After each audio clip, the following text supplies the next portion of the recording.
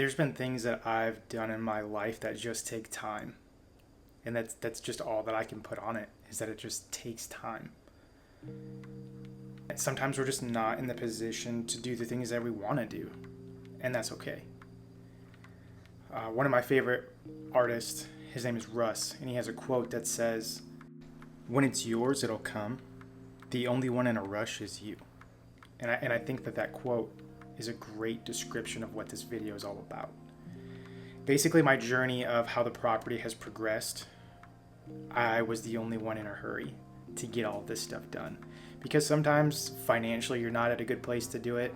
Sometimes with me being in the military, like I'm not able to physically be here to do all of these things. So the universe kind of collided and everything fell into place. So here today we are doing the video that from the land clearing to setting up the forms for the concrete to actually pouring the concrete, now we are here for delivery day of the shed.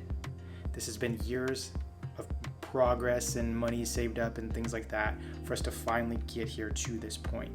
And I can't tell you how excited I am to share this footage with you, because to me this is what it's all about, is the excitement that I get by just looking at this shed and the excitement I get with sharing it with you guys, because I know some of you guys are following along on this journey with me, and I'm very thankful for that. So I won't hold you guys up too long, but I just want to say that if you guys are pursuing any goals or you guys have dreams that you're going after, sometimes, just like Russ said, the only person that's in a rush is you.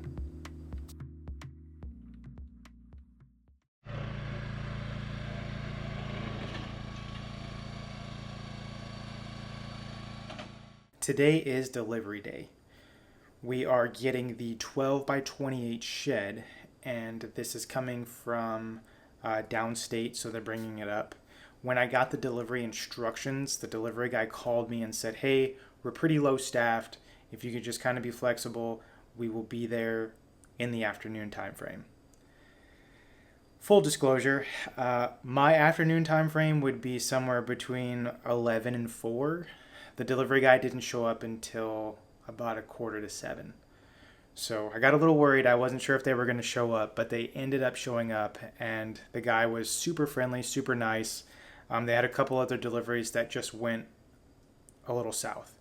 And then also, with the size of the shed, they also, according to the laws in the state, cannot go over 55 miles an hour. So that took them a little bit longer to get upstate as well. But we're here. Everything's good.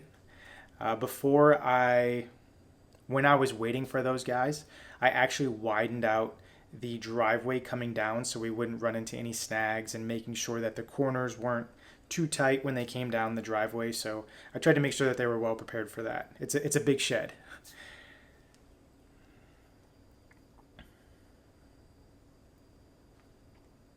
If you guys have had anything like this delivered at your house, let me know how easy it was for you guys as far as setup, leveling. Was the driver pretty knowledgeable? This guy was phenomenal, super friendly, had a good attitude about things, and even though that it was late, he wasn't in a rush to get anything done fast. He made sure that everything was to my liking. The way that he delivered this was pretty awesome. I've never seen anything like this.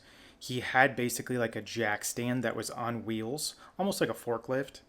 And then he put 2 extra wheels on the front of the shed. And this way he was able to maneuver everything.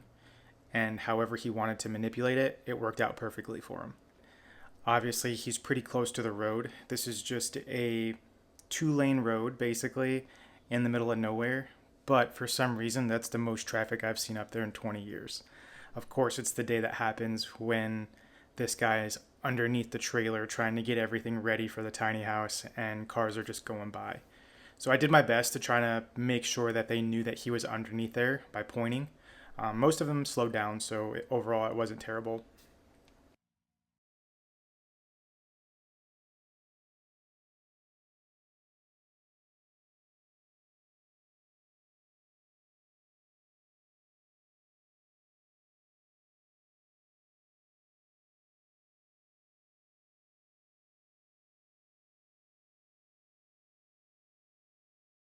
I mentioned earlier in the video that I cleared out the driveway to make sure that he had enough room to come down.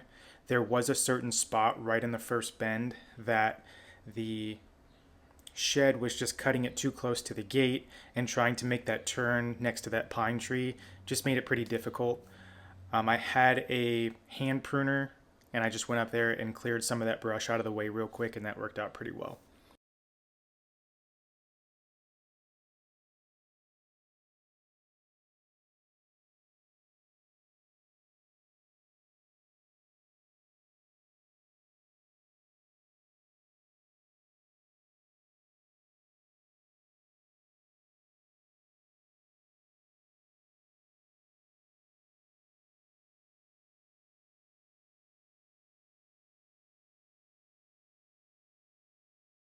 He was able to come down the rest of the driveway and everything worked out pretty well.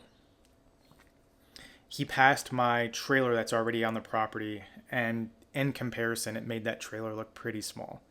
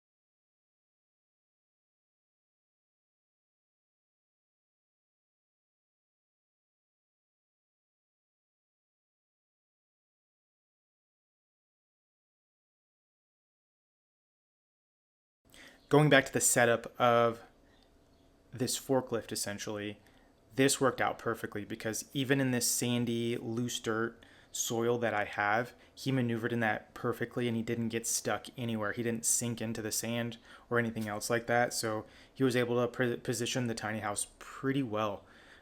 It only took him a few times, and that was only because he was trying to get it to my specifications. I wanted to make sure that I had about a half a foot to a foot in the back so that I could walk all the way around the tiny house and not have to walk in the mud. So that was a big thing for me. The majority of the time, we were basically just trying to make sure that it was level. So again, I'm not trying to hide anything in this channel. When we poured the concrete, we did our best to make sure that the concrete was level, but inevitably, because it was a DIY and we don't know much about concrete, not everything was exactly perfectly level. So we had to put the concrete blocks down, and that was for a number of reasons. The first one was to level it, and then the second one was because I actually wanted the whole shed tiny house out of the elements. I didn't want it to sit in rainwater. I didn't want it to sit in snow. And hopefully my thinking behind that is that it'll last longer. It won't rot on the bottom. Even though it's pressure treated wood, I think just keeping it out of the elements will definitely help. Another thing is rodents. In the camper, mice was a big thing. Not too many, but a couple is enough. With this, raising it up a little bit should make it a little bit harder for the mice to get in. We're going to put foam on the underneath side, so hopefully that keeps them out as well. And then lastly, I wanted to be able to skirt the bottom of the tiny house. And this is for a couple of reasons. This is one, hopefully to keep the rodents out and anything from making a home underneath there. And then the second one is to prevent wind drafts from underneath. So we won't be able to lose any heat that's underneath the cabin, and it'll be able to stay with the cabin and stay heated properly. So hopefully that stuff all plays out. In my mind, it seems like it's going to, but if you guys have any suggestions or anything else like that, let me know in the comments so then I can add that in while I still have the chance. I appreciate you guys tuning in and watching all of these videos. It means a lot to me that you guys are able to come with me on this journey. It's nice to see the progress on my own, but it's cool to see that you guys get to see it too.